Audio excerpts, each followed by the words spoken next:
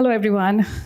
So before I start, I want to ask each one of you a question. So you can close your eyes and answer that question. That's a fill in the blank, and answer it to yourself. I will be really happy when dash. So today, I'm about to share about myself, the lie I learned in my school. So I was told that I will be really, really happy if I top in my class, if I get great marks, if my teachers are really, really proud of me. And I was a serious rule follower. I followed every rule. I was a very good student. I've always topped in all my classes and never a defaulter. So then one day, my cheese was moved and I was changed to another school. And my home was changed too. And the rules were new. And from now, this topper to a popper. I mean, I miserably failed in the subjects. And where I used to get the star-like treatment in the other school. And then I was writing embarrassingly retests of my exams I failed in. So something was really, devastating part was that it was my first failure and I didn't know how to go about it, how to react to it. So then came the question, what went wrong, where and how? I was doing everything by rule of book. So then came that understanding of the thing, that our schools are now being proven that they are left brain factories. I've kept it here so that I could show it to you. Basically, the school's curriculum was beautifully formed, but they were focusing 90% on our left brain, which was logical, analytical, linguistic skills. But what did that miss was my emotional intelligence, my interpersonal skills, my exposure, my creativity. And that's where it was a flash on the face. Okay, now this is something I was not prepared for. So now, going deeper into it, I then went deeper to the extent that actually the left brain and the right brain, and if we actually go more deeper into it and see Albert Einstein was labeled as very slow. Thomas Edison was labeled that he is so stupid to learn. And Newton, sir, he came bottom in the rank in the school. So what is basically not so right?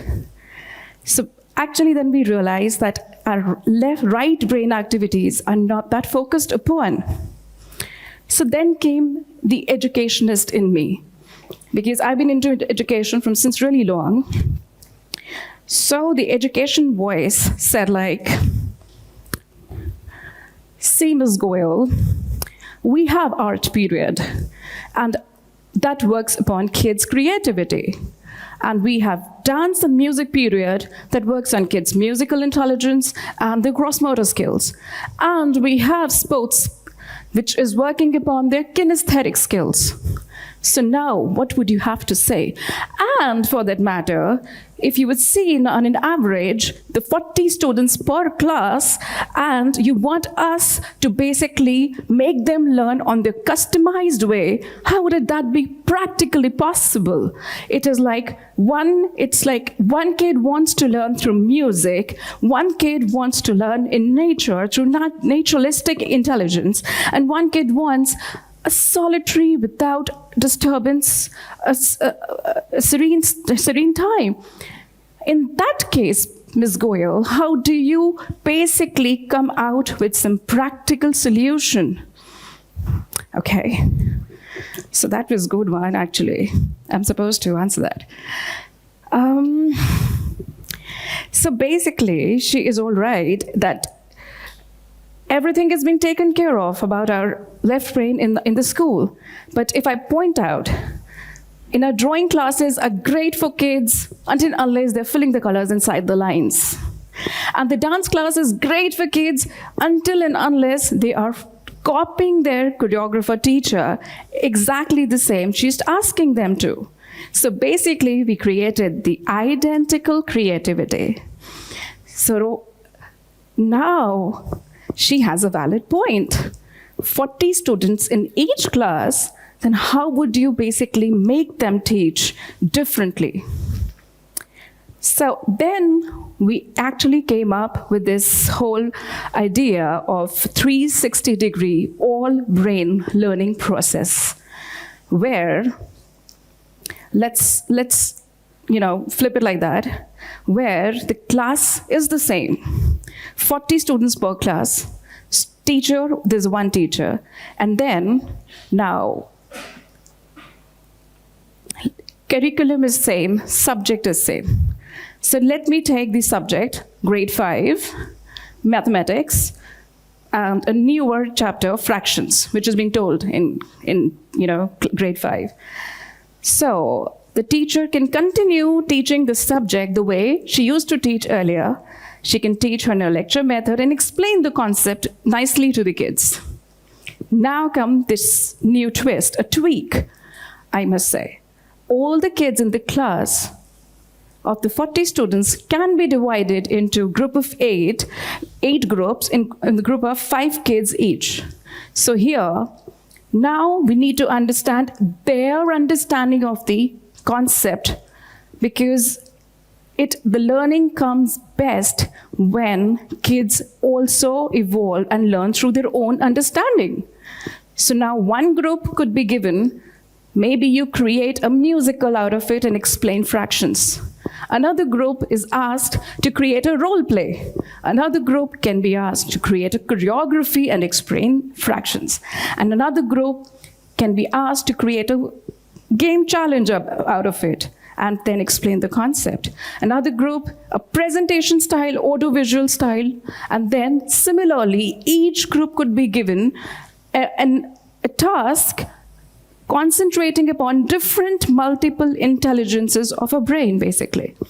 So they are not doing only in the lecture method where they're reading and writing the answers and they're opening the notebooks. So they're picking their brains differently through different intelligences.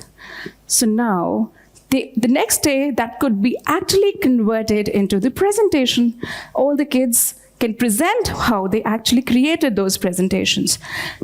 And trust me, it is not something I've created in a blue or a cloud. We actually tried with lots of kids, and the results were unimaginably magical.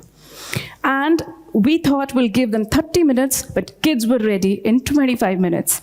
They were through with their presentations, and they came out with something so creative, even we adults could never ever think of. So basically, the kids who did the musical intelligence and created a musical, maybe for the next chapter presentation, they will have to choose audiovisual. Now, the other group, similarly, all these things could be done in rotation. So you see, the curriculum is the same, the class is the same, teacher is same. And the byproduct of the whole activity is they end up learning leadership skills, they end up bettering their interpersonal skills, and of course, the creativity. So where I started was when I will be happy. So we are always being told, you will be happy once you get the good marks. What about the journey of going to the school every day? I go to school every day, but that is not considered important. That is not considered happy. But actually, we need to provide an environment where learning is the happiness in itself. Why do we need a particular chocolate or trophy to be happy? Every moment right now, right here, when we are learning is actually happy. So why not giving that 360-degree all-brain process of learning where each and every effort of kids is being celebrated? So I took it as my part of responsibility, and I started my own thing by the name of Swaggo. So where S means smart mind and the smart tech, using it smartly. So second, W, where it stands for willpower and strong mental strength. A is for ambition, the entrepreneurial skills. And G is for growth, growth mindset, the confidence building, public speaking. And O is optimization of brain. That is optimizing your brain to that an extent that you have been able to manage all your tasks. In the school, you've always been taught, you do not know the answer of this particular chapter, go learn it. But they never tell what are the techniques that would enhance my memory, what are the techniques that would enhance my focus, what are the brain gymming techniques which will actually boost my brain power. So basically, seeing all these things, we have come up with this foolproof all brain 360-degree idea. And I would really, really need the thumbs up of each one of you if you actually feel this particular method, this particular process will change the way we are evolving, the way we are learning. So I rest my case to you all. It'll be great if you give me and let me know through thumbs ups that if you are with me in this process. Yeah, thank you so much. That really, really means a lot to me. And I rest my case here because I did this juggling of thoughts in almost every day, where the education system, which is so rooted and strong, and where there is a system which can actually be very well woven in the existing system. So how to bring it together, a very simple and doable things. And let's hope we all bring that revolution so that we all grow up to that level, that each and every kid learns how to deal with failures, how to make new friends, how to deal with bullying, how to be empathetic, and every overall development, which I feel I so wish I had at that time, so that my journey towards my next goal, to my next every phase of life is acceptable and beautiful. Because my journey was made beautiful because my parents told me, Swati, don't get upset with outcomes, because the moment is not the one, this is happy moment, this is sad moment, don't label them. The moment is a gifted moment, and just have gratitude in that moment and embrace it, whatever you have got. I so wish we all could live it like that. So thank you so much.